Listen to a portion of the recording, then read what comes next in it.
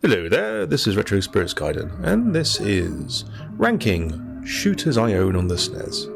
You will find horizontal and vertically scrolling shooters on here. You won't find any platform shooters.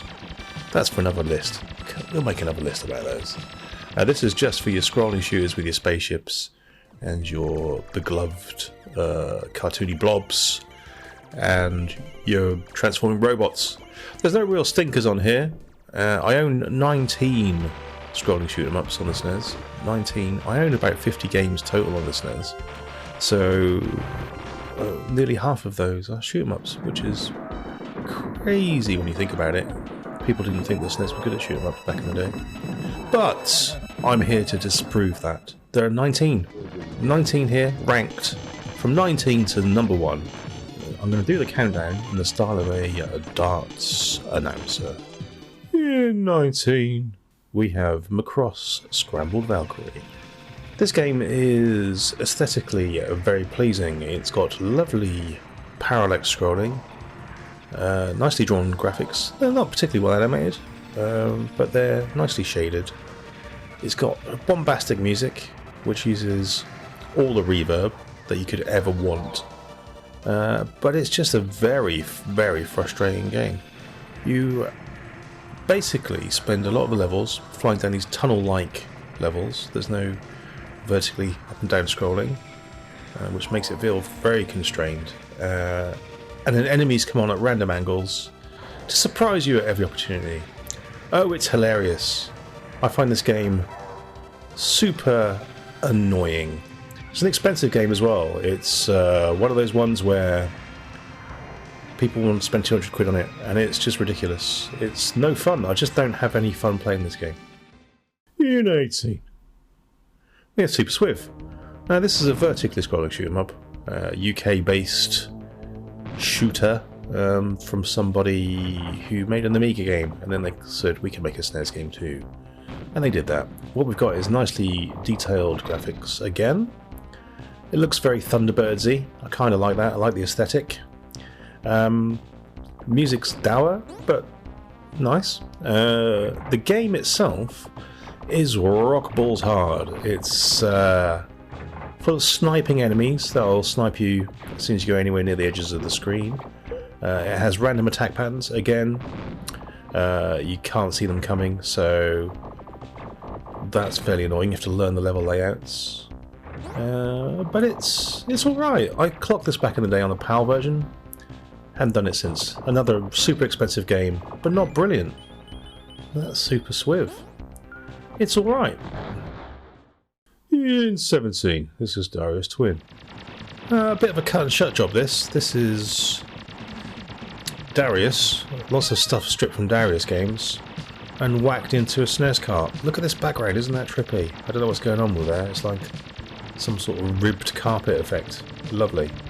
It's a tough game. Slightly dull game. The attack patterns of the enemies don't really differ throughout the levels. It just throws more of them in succession at you. Got some nicely detailed graphics, although, like I say, some of the levels look slightly cheap. You've got some nice bosses. One of the cool features is you don't lose all your power-ups when you die. I like that. I like that a lot, because it takes ages to power up in Darius games. We've got some familiar stuff in here. The music's a bit squeaky. It's okay. A lot of these games are okay at sort of this end of the table. In 16, we've got Earth Defense Force. Now, this is an arcade conversion. Never played the arcade machine. The Super Nintendo version is alright. It's a slightly boring game. It's got some nice amount of sprites flying around the screen, some nice colours in the background. You can't argue with that. The music's very plinky. In common with a lot of the other SNES games on this list, it's an expensive game. An unreasonably expensive game for the amount of excitement you're going to get from it. But, like Darius Twin, it has attack patterns which are copy and pasted from into multiple levels. And unlike Darius Twin, it has more boring bosses. But hey, we've got a power-up system which is like an RPG leveling up, so that's alright. Yeah, it's okay. And there's not much more to say about Super EDF. In 15, we have Super Celeste. Now, this is probably going to be contentious, but out of the 20 or so Snes games, shooter games I own, this one I feel is overrated. This is one of the ones I feel is overrated, along with the cross scramble with Valkyrie. It's got some cool stuff in it, no doubt. Look at this background. That's cool. But a lot of the levels have regurgitated graphics. It's overlong, it takes over an hour to complete. It's got some okay tunes, but it's very repetitive. I find the game is cool, don't get me wrong, I like it enough. It's fairly, like I say, repetitive, and it just throws around loads of sprites, and I think this is why it was popular back in the day. It's alright, it's bloody expensive again, like most SNES games are these days, but hey. Number 14 is Sonic Wings, and this is another arcade style conversion. It's a slightly boring game. Visually it's a bit brown and not very well animated. Sonically it's kind of groovy. It's an expensive game again, but it's alright, it's diverting. And what more do you want from a game than for it to be mildly diverting? Especially if it costs you nearly £200. You want it just to be mildly diverting, right? It's got some nice bosses. Look at this. Look how well it's animated. Oh, it's beautiful. It's camouflage though. Can't say further than that. Yeah, it's an alright game. Like Super Celeste, it's visually all over the place. Like some levels look cool, some things don't. Some bosses are good. And it's super expensive, so there you go. Sonic Wings, it's alright. In 13, we have Super R-Type. And this is not an arcade conversion, although it shares some levels with R-Type 2 and some themes, visual themes. It is not a conversion of R-Type 2, it's its own thing. And it has crippling slowdown. It's one of those SNES games where the slowdown is very prominent. It's bloody hard. The checkpointing in the game is ridiculous. If you die here, for instance, you go right back to the beginning of the level, and that's a pain in the arse. But it has some nice audio visuals. It has the classic R-Type gameplay, and we've got an armoured Dobkeratops here with a massive belly button, which I'm gonna blow away with my massive cannon. And everybody loves doing that shite, don't they? Super R-Type, it's alright, not expensive. Number 12 is Cosmo Gang the video. This is basically Gallagher crossed with Prodius. That's all you need to know. You shoot shit, you've got some cool power-ups that appear. They come down the screen and you can pick them up, and you've got shields, you've got spider's webs, you've got double shots, you've got lasers and shite. Ah, yeah, man, it's alright. I like this game a lot. It's just cartoony, Gallagher-styled fun, and you can't say fairer than that. It's not that expensive for a SNES game either, which is groovy. Not sure it ever came out on PAL, but the Super Famicom version is fairly available, and if you can't get Gallagher 88 on the PC Engine, this will do you. It's got some other features that Gallagher 88 doesn't have, so, you know, it's alright. It's alright, like. I do play this game quite a bit, actually. It's not stunning, but it is cool. So, yeah, Cosmo Gang the video. Worthwhile. In 11 is R-Type 3 The Third Lightning, and that is IREM's apology for Super R-Type in cart form on your Super Famicom. It doesn't slow down much. It flickers a little bit, but hey, you can't have everything. It's a Super Nintendo after all. What we have is a nice horizontally scrolling shoot 'em up, which is difficult. It's got some great audio visuals. It's almost destroyed by its first level. The first level is boring, but after that, the game is a cracker. The final level's not too hot, being incredibly difficult and eye-meltingly colourful. But everything else in the game, cool.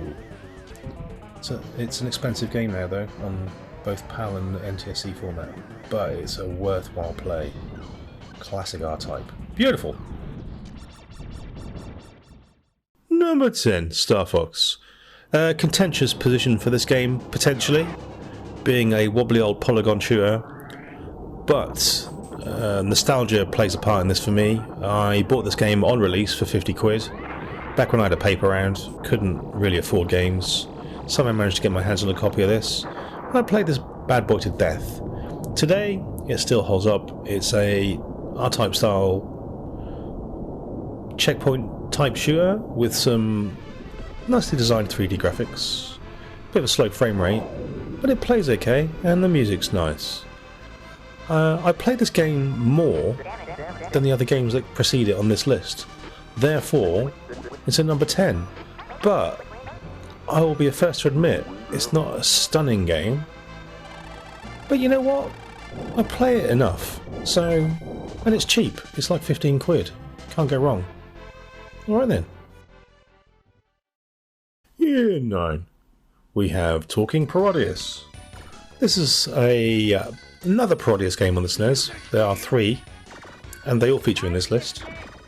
This one has a guy chatting at you all the way through the game, making observations about your gameplay style and calling into question your lineage. I don't know.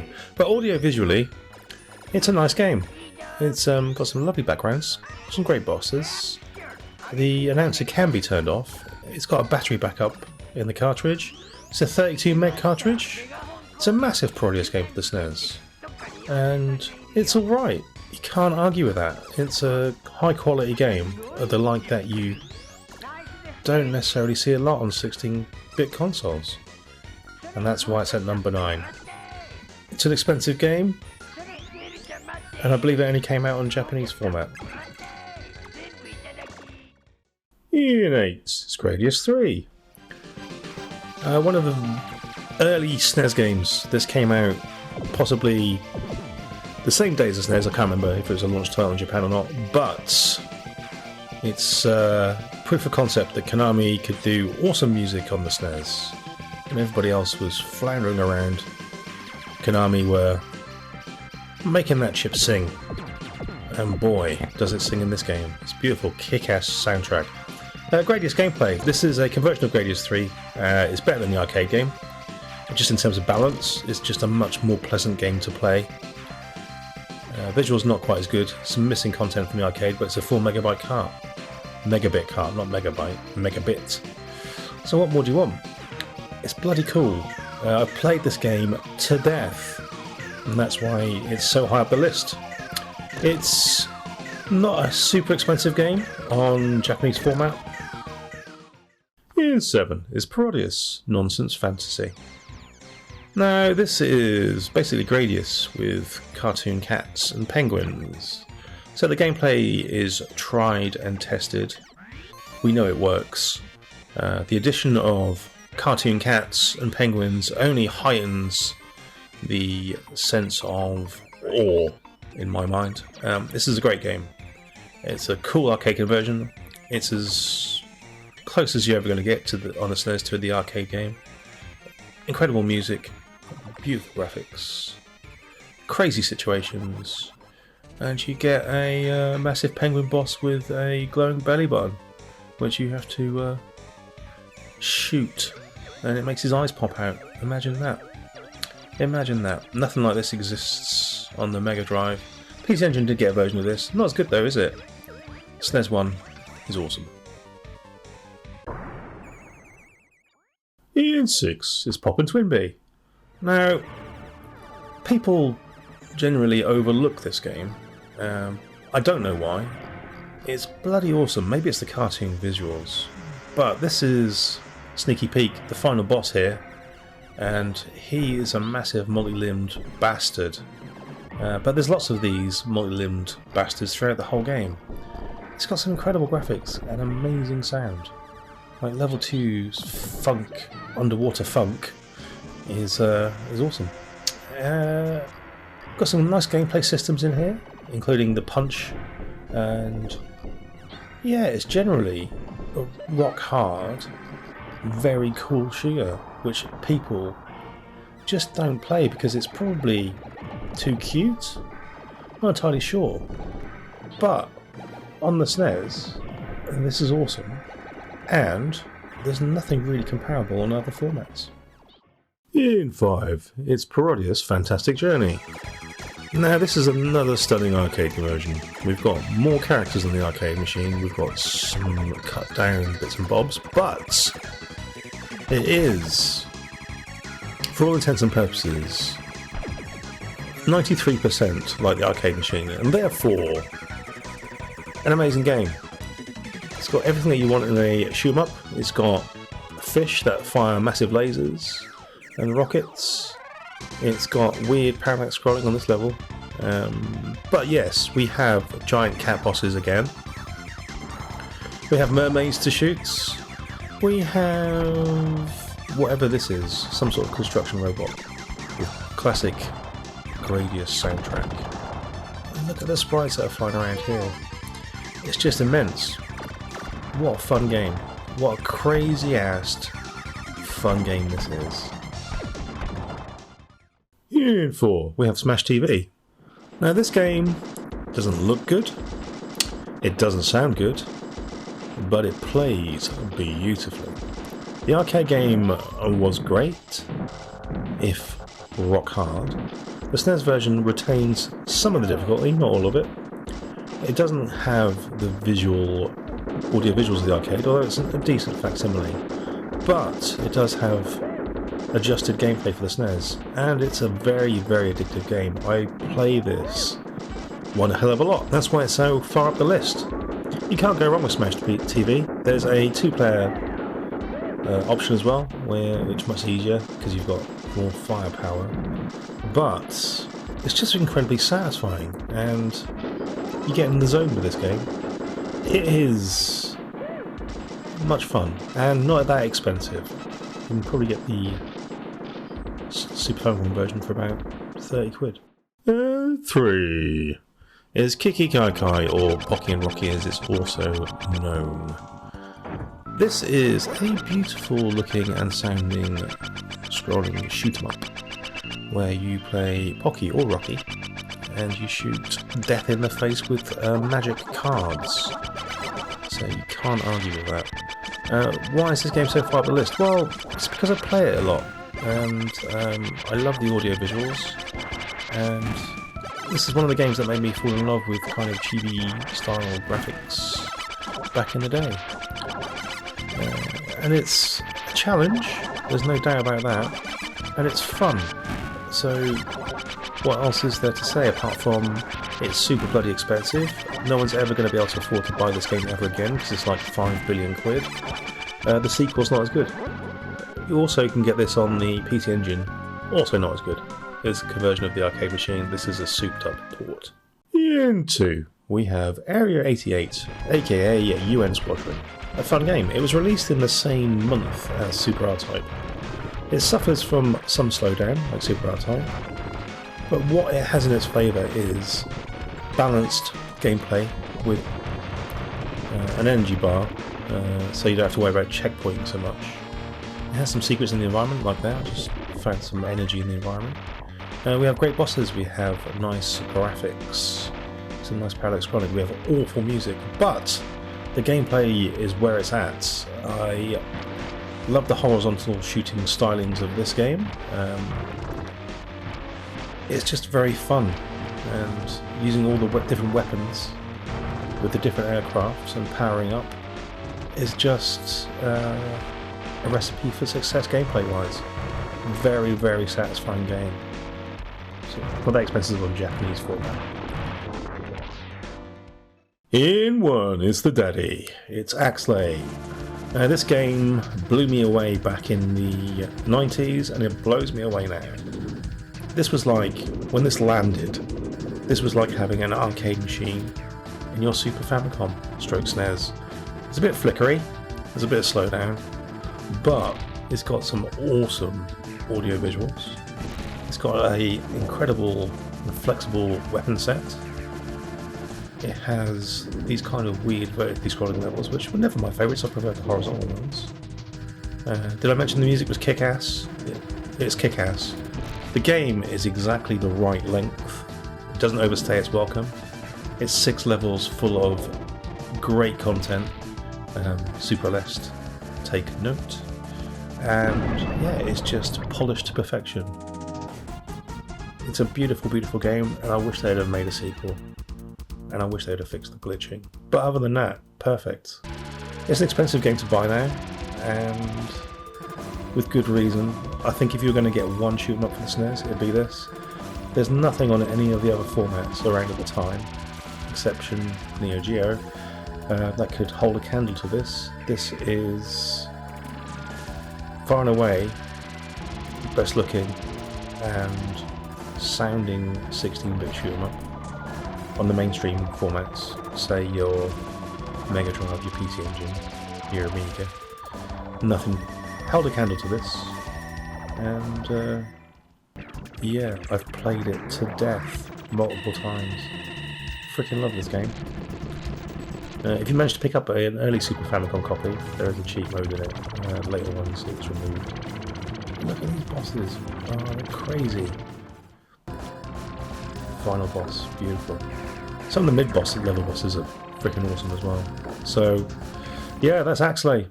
That's number 1. That's the best SNES shoot 'em up IO. Okay, hope you enjoyed the list. There's probably some contentious stuff in there which you don't agree with. You can leave some comments. You can call me out if you like. But hey, these are just my personal favourites. It's not like an official list. I'm not king of Nintendo. You don't have to stick to this list. Essentially, it's my personal preference. Your preferences may differ, and if that's the case, just let me know below. Alright then, well you go and have a nice Christmas and the rest of your life, and I'll go and play some more Axley and possibly sell my version of Macross because it's freaking annoying. Alright then, ta-ra.